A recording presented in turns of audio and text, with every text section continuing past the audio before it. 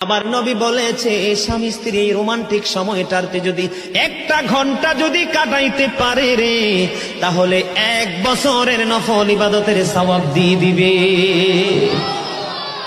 এরে যুবক, বউকে কষ্ট দিও না।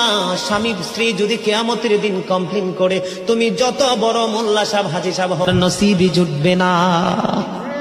আমি আমার মা আমার বোনদেরকে বলতে চাই, কখনো স্বামীর কলিজায় আঘাত দিও না, কারণ স্বামীর কলিজায় আঘাত দিলে তোমার জীবনে জান্নাত জুটবে না।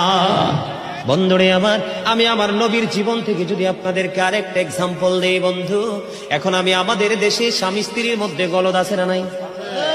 বর্তমান সমাজের যুবক যুবতী, নববধূ নবদম্পতি যারা স্বামী স্ত্রী, তাদের মধ্যে ম্যাক্সিমামই কলহ আছে না নাই?